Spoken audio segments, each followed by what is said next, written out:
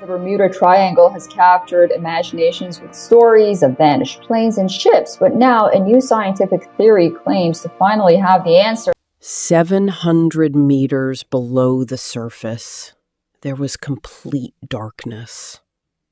The light from the ROV camera could only reach a few feet ahead, and the people sitting in the control room were staring at the screen without blinking. The team had gone there to search for the wreckage of an old ship, perhaps to find gold, silver, or some lost piece of history hidden beneath the sea. But what appeared on the monitors changed the entire mission entirely. In front of the camera, huge stone blocks could be seen resting on the ocean floor. Their edges looked straight. The surfaces appeared flat, and they seemed arranged in a way that suggested careful, deliberate placement. The strangest part was that this was not a rumor or a blurry image. It was high-definition footage supported by sonar data and recorded during a real survey mission conducted under a government contract. For a few seconds, complete silence filled the control room, as if everyone had simultaneously realized that something below was not normal. The team had gone looking for a ship, but what they found redirected the course of everything. The real question, however, was not what had been found down there. The real question was how it had gotten there. To understand the full significance of the discovery, it is important to first understand normal geological formations under the ocean usually look highly irregular. Some places are higher, some lower, some shapes are broken, and some patterns are rounded. People who have worked with this data for years can usually determine within minutes what looks natural and what seems unusual.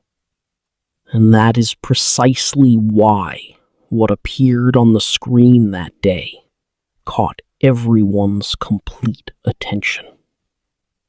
At first, a few bright areas appeared on the display. Nobody paid much attention initially, but then someone noticed that the shapes did not look normal. There were lines, and those lines looked almost parallel to one another. Even the spacing seemed strangely equal.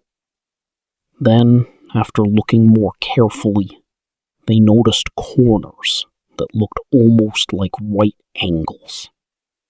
At that point, the ROV moved slightly lower, and now the scale started becoming fully apparent. These were not small rocks. Some of the blocks looked so massive that the ROV itself appeared tiny in comparison. Their edges were clearly visible, and the surfaces could be distinctly separated from each other. It looked as though someone had arranged enormous pieces in some deliberate configuration, far below the surface. The people in the control room were visibly changed. Just minutes earlier, there had been casual conversation, but now the room had become almost silent.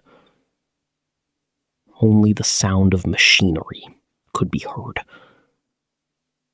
Everyone was watching the screen, but nobody was speaking. The sonar technician sat completely still. One hand rested on the control panel, but it was not moving. His expression looked as though he himself could not determine how to interpret what he was seeing.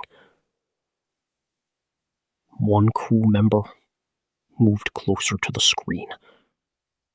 Then comes the natural block formation theory, which holds that under the ocean or underground, large rocks can sometimes fracture and settle in ways that make them resemble blocks or wall-like arrangements.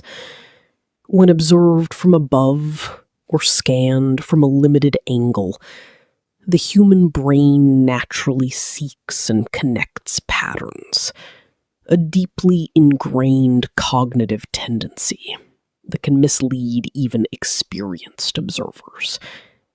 This leads directly to the third critical consideration: sonar interpretation limitations. When underwater exploration is conducted, sonar technology is the primary tool, and it is not a direct visual camera. It constructs an image using reflected sound waves. But sonar does not always produce a perfectly accurate picture. Sometimes because of angle, distance, water conditions, and the complexities of data processing, apparent shapes emerge on screen that do not correspond to discrete physical structures. If a number of rocks happen to be lying in a somewhat organized configuration, and the sonar processing connects those adjacent shapes, they might appear on screen as roads, walls, or buildings, when closer direct investigation might reveal a very different reality. This is where the perspective of Robert Ballard becomes particularly relevant. His approach has consistently been direct and scientifically rigorous. His position is straightforward. If a claim is extreme,